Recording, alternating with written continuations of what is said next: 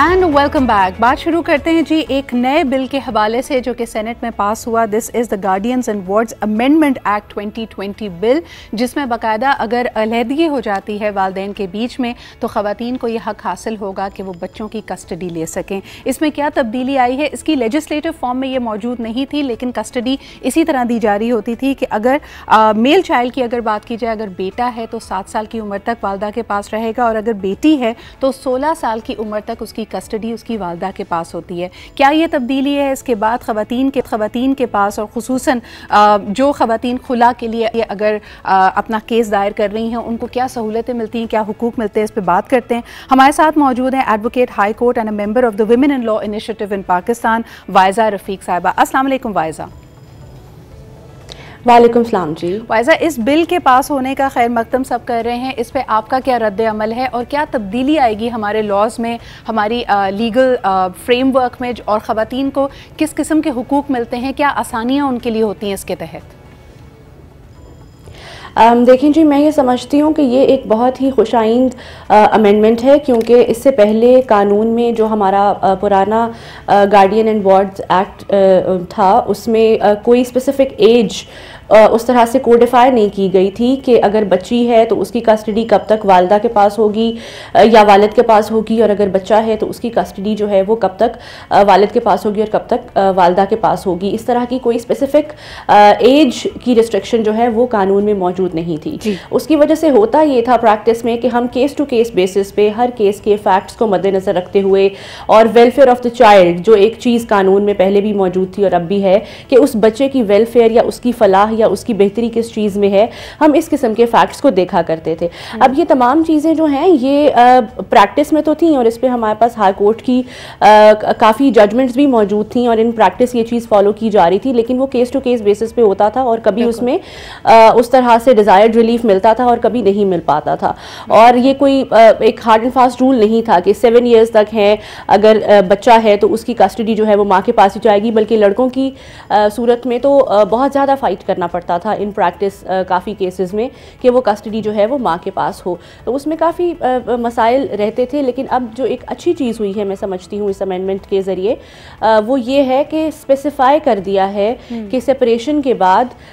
जो एज है, age limit है, वो लड़के की 7 ईयर्स कर दी है, और लड़की की जो है वो 16 ईयर्स कर दी है, कि जिसमें माँ जो है वो एंटाइटल्ड है कि उसको कस्टडी मिले। पहले लॉ में कोई ख़ास एंटाइटलमेंट भी नहीं थी कि कौन सा पेरेंट जो है वो एंटाइटल्ड होगा या किन सर्कमस्टांसेस में, what will be the next step. मुझे ये बताएं कि जो तरह से देखी जाती थी, आप बिल्कुल सही कह रही है कि ये क्लैरिटी तो आ गई है वाइजा, लेकिन मुझे ये भी बताइए कि 7 साल की उम्र को अगर बेटा पहुंच जाता है और उसके बाद वालिद आके ले जाए, मेरे जहन में ये सवाल भी आ रहा है कि 7 साल तक तो वो माँ पे कम्प्लीटली डिपेंडेंट है, यानी अपनी खुराक को लेके, अपनी हाइजीन को लेके, हर चीज़ का माँ ने ख्याल रखना है। लेकिन ये तो बिल्कुल उसी तरह हो गया कि जैसे ही बच्चा थोड़ा सा इंडिपेंडेंट हुआ तो उसको वालिद आके ले जाए, खुसूसन अगर वो औलाद नरीना है। मुझे बताइए कि 7 साल की उम्र को पहुंचने के बाद एक खातून के पास, एक माँ के पास क्या राइट्स मौजूद हैं कि वो दोबारा कस्टडी यानी मज़ीद कस्टडी के लिए अप्लाई कर सके?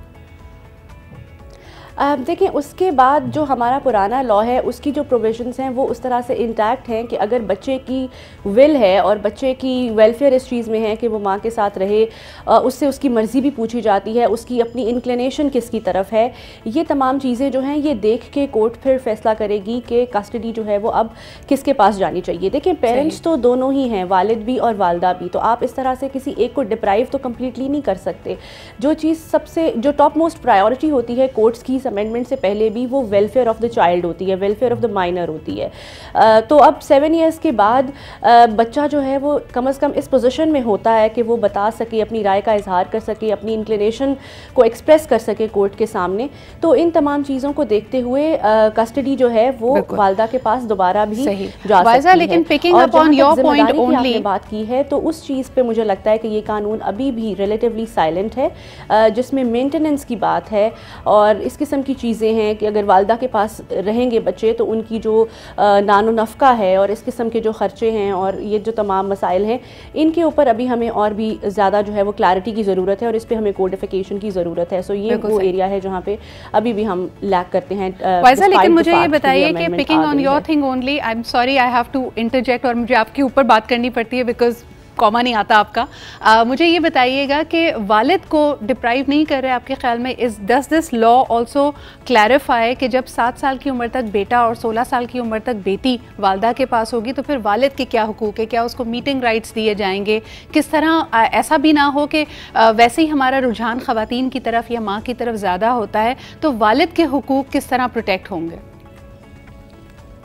देखिए, ये बहुत ही पर्टिनेंट क्वेश्चन है और ये अक्सर जो कस्टडी लॉज हैं और जो फैमिली लॉज हैं उसके अंदर ये सवाल उठाया जाता है कि जो मेल पेरेंट है उसको डिप्राइव किया जा रहा है। तो इस हवाले से मैं ये समझती हूँ कि ये जो अमेंडमेंट है इसमें उन्होंने कंडीशंस आगे जो हैं वो एक्सप्लेन कर दी हैं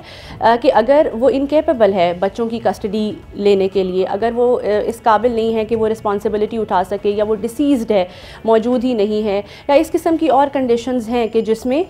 माँ जो है वो ज़्यादा फर्मली एंटाइटल्ड हो जाती है। सो ये एक चीज़ है जो लॉ इस चीज़ जो है क्लैरिफाई करता है। बट इट डजंट मीन कि वालिद को आप डिप्राइव करें। बचपन की जो एज होती है या जो कम एज ब्रैकेट में बच्चे होते हैं उनकी वैसी इंक्लिनेशन जो है वो माँ की तरफ ज़्यादा होती है। पर जो मुलाकात और जो एक राइट हैं बाप के, वो बिल्कुल कानून में मौजूद हैं और वो इससे पहले भी मौजूद थे कि जिसमें अदालतें क्या करती थी और अभी भी करती हैं इन प्रैक्टिस कि वो मुलाकात का स्केड्यूल बना देती हैं कि आप हफ्ते में एक दफ़ा मुलाकात करेंगे, या एक वो टाइम फ्रेम सेट कर देती हैं कि आपने फैमिली प्रेमिसेस में करनी है या कोर्ट प्रेमिसेस में करनी है, अपने घर में करनी है। वो म्यूचुअल कॉन्सेंट से होता है दोनों पेरेंट्स की और बच्चों की भी उसमें देखी जाती है कि बच्चों का क्या स्केड्यूल है, उनका स्कूल की क्या टाइमिंग है, इसमें ये बात भी क्लैरिफाई काम है और डेली रूटीन्स हैं। जी वाइजा, इसमें ये बात भी क्लैरिफाई कीजिएगा कि अगर वालदा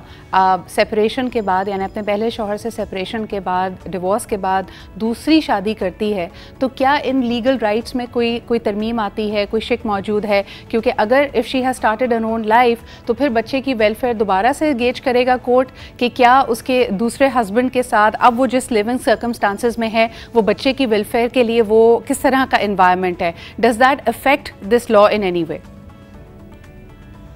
देखिए, ये आप एक बहुत अहम सवाल आपने उठाया है और ये एक बहुत बड़ी मिथ भी है और बहुत कॉमनली हम सुनते हैं आम लोगों से भी, एज लॉयर्स भी, जब हमारे पास लोग आते हैं तो वो ये कहते हैं कि वालदा ने अगर दूसरी शादी कर ली है तो इसका मतलब है कि जो बच्चों की कस्टडी अगर वालदा के पास थी तो वो ऑटोमेटिकली बाप के पास ट्रांसफ़र हो जाएगी। लेकिन ऐसा नहीं है। इस पर हमारे पास बहुत ज़्यादा अब तो जजमेंट्स आ गई हैं। बड़ा अच्छा एक पूरा सिलसिला है हाई कोर्ट की जजमेंट्स का कि जिसमें उन्होंने फिर भी ये देखा है कि बच्चे की जो वेलफेयर है, ज़रूरी नहीं है कि माँ की दूसरी शादी करने के बाद ऑटोमेटिकली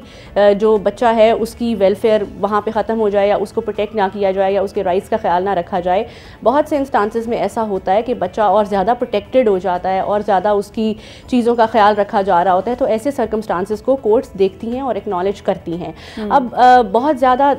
इस किस्म की डिटेल्स को देखना और उनको वेटेज देने का भी एक पीछे से जो बैकग्राउंड रीज़न चला आ रहा था वो ये था कि लॉ जो है वो कहीं पे स्पेसिफाई नहीं करता कि किस तरह से ये चीज़ें होंगी। तो इस पे जजमेंट्स हैं, कुछ इसके फेवर में भी हैं, कुछ इसके अगेंस्ट में भी हैं। तो इस किस्म की प्रैक्टिसेस जो हैं वो हमारे पास चल रही हैं। अभी जो एज को हमने स्पेसिफाई किया है उस एज की स्पेसिफिकेशन में भी मैं ये समझती हूँ कि इस चीज़ पे कोई एज सच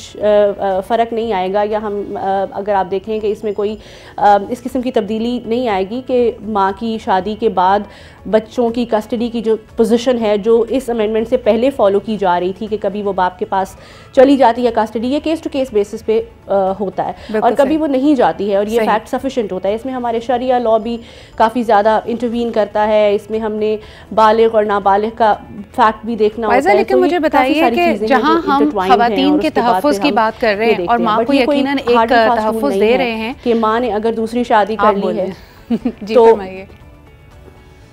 जी कंप्लीट कीजिए वाइजा अपनी बात, क्योंकि सवाल तो मैं कर नहीं सकती आपसे दूसरा। जी सो मैं ये कह रही थी कि ये कोई हार्ड एंड फास्ट रूल नहीं है कि